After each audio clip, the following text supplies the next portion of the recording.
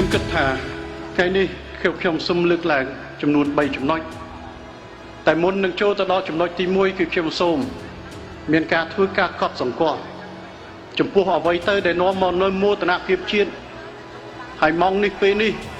គឺស្មារតីរួបរวมជាតិសំលេងតែមួយនៃមហាគ្រួសារខ្មែរគឺពិតជាមានភាពអស្ចារ្យពិតប្រាកដមែនពីទីនេះម៉ោងនេះគឺខ្ញុំសូមឆ្លៀតឱកាសក្នុងការបង្ហាញនៅមនុស្សជាតិណាអរគុណនិងធ្វើការដឹងគុណចំពោះថ្នាក់ដឹកនាំគ្រប់ជាន់ថ្នាក់ទាំងអស់ទាំងថ្នាក់ជាតិនិងថ្នាក់ក្រោមជាតិជាពិសេសតែម្ដងសម្ដេចអគ្គមហាសេនាបតីតេជោហ៊ុនសែននិងសម្ដេចមហាបវរធិបតីនាយករដ្ឋមន្ត្រីដែលកំពុងតែតាមដានដោយយកចិត្តទុកដាក់គ្រប់ពេលវេលានិងគ្រប់វិនាទីទាំងអស់ទៅលើស្ថានភាពដែលកើតឡើងនៅក្នុងសមរភូមិហើយនឹងគ្រប់ទិសទីក្នុងនោះក៏មានជនភៀសសុខទុក្ខរបស់បងប្អូនជនភៀសដូចគ្នាដែរ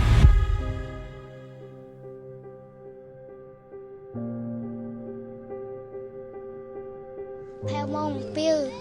នេះលឺសលេងមកគ្របតើអត់ទាន់មានណាចាញ់ពីសាលាទេពេលលឺម្ដងទៀតតើចាញ់ពីសាលាទាំងអស់គ្នាតើខ្ញុំអត់ហ៊ានរត់ចោលម៉ែទេម៉ែក៏ថានាងនឹងឯងតើមុនម៉ែតើដល់ពេលនេះខ្ញុំអត់ហ៊ានរត់ចោលម៉ែទេខ្ញុំជួយយកនំដាក់ក្នុងកត្រកឲ្យម៉ែ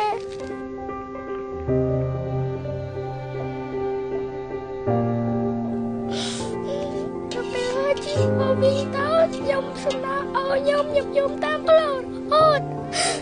ខ្ញុំស្នើឲ្យខ្ញុំកដោតជួមុំខ្ញុំស្នើឲ្យការថ្ងៃទី24តើកាត់បាញ់តើគ្រាប់ឆាកក៏តើខ្ញុំនឹកឃើញខ្ញុំស្នើគឺឲ្យខ្ញុំកដោតស្ពូណាពីថ្ងៃ24រហូតមកដល់ពេលនេះក៏តើតើស៊ូក្នុងចិត្តខ្ញុំព្រឹកឃើញតែអញអ៊ំខ្ញុំនៅកងទឹកចូលមួយអត់ទេខ្ញុំអត់នឹកគឺដល់ខ្ញុំរកគឺរឿងថ្ងៃតែនឹកគឺរឿងថ្ងៃខ្ញុំអត់នឹកឲ្យខ្ញុំអ្វីទៅដែលវិនាសកម្មនៃសង្គ្រាមពីមុនយើងអាចមិនទាន់យល់ច្បាស់ថាអ្វីទៅដែលអត្តន័យនៃអគុណសន្តិភាពឬអ្វីទៅដែលជាសោកនាដកម្មនិងវិនាសកម្មដែលចេញមកពីសង្គ្រាមតែមកនេះពេលនេះមិនថាខ្មែរនៅក្នុងប្រទេស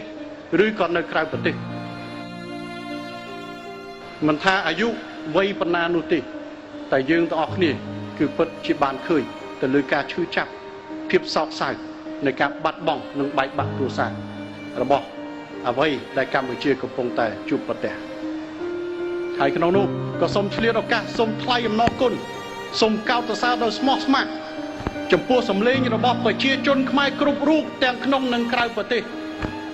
ដែលសម្លេងរបស់បងប្អូនជនរួមជាតិទាំងអស់ពិតជាមានសារៈសំខាន់ហើយពិតជាមានទម្ងន់បង្ហាញនៅឆន្ទៈដ៏មុតស្រួយរបស់ប្រជាជនកម្ពុជាហើយដូចគ្នាដែរសម្លេងរបស់យើងនៅថ្ងៃនេះម៉ោងនេះគឺ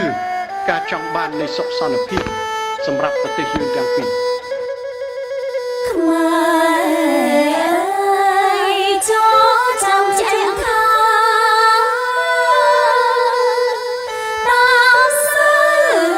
បដាជាខាងប្រា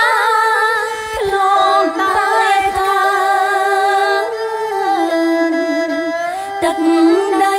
ខ្មែរធំ